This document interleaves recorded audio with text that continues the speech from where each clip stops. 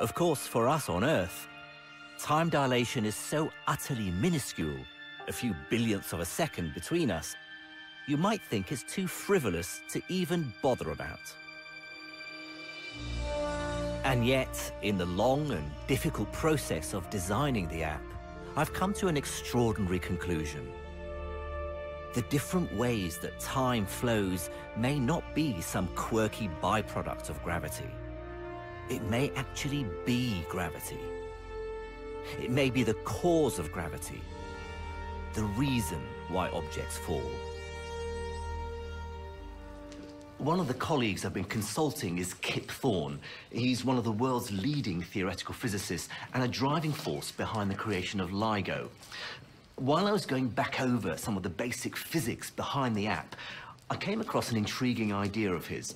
It's a very interesting and different way of describing gravity. This is what Kip says. Everything likes to live where it'll age the most slowly, and gravity pulls it there. Kip's based at Caltech in California and is one of the most respected theoretical physicists in the world. Firstly, Kip, a serious thank you for helping out with the debacle over the app.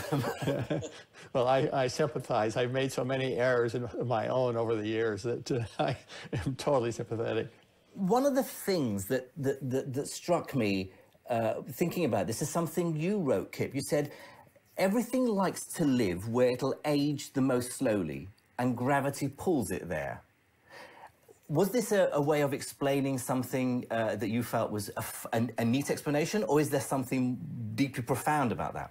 I think there is something deeply profound in some sense, but it's a lovely description of Einstein's first major insight about gravity in 1912. He realized that gravity that we feel on Earth is due to a slowing of time on Earth. So time comes before gravity in that sense. You know, on the Earth's surface, time runs more slowly, and that accounts for why gravity wants to keep us there. Well, I think in a very deep sense this is true. Objects want to fall, that the flow of time, or the rate of flow of time, is the thing that produces the gravity.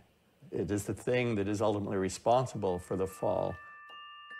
So somehow it's in the nature of all objects to move towards a region where time runs slower. Kip's formulation works anywhere in the universe where the gravitational field is such as on Earth. The difference in the rate of flow of time is tiny. At high altitude and on the surface of the Earth, the difference in the rate of flow of time is 1 second in 100 years. That's not very much.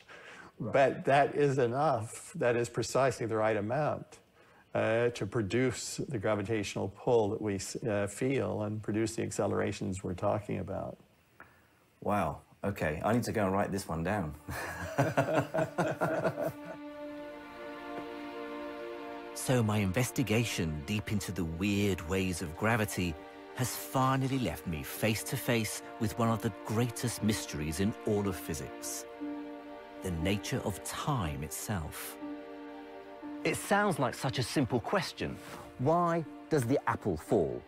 And yet hundreds of years of scientific inquiry investigating this single action have led us to completely redefine the way we think about the very nature of space and time.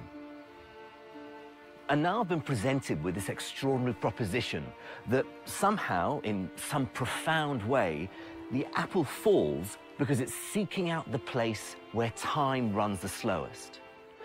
So does gravity dictate the flow of time, or does time itself define gravity? Could this hint to fundamental new laws of physics as yet undiscovered? I think I'm going to have to think about this a bit more.